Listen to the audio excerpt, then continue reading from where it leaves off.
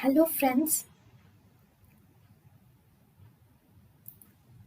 welcome to Creative Medicine. In this lecture, we will learn about Hello friends, in nutmeg liver,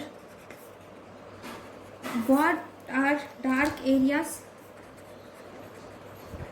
What are grey areas?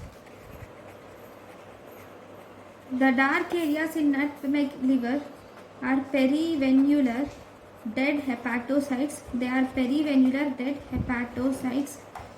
Whereas around the grey area, they are periportable viable hepatocyte. They are periportable viable hepatocytes. So this is about nutmeg liver. Thank you for watching. thank you and thank you for watching.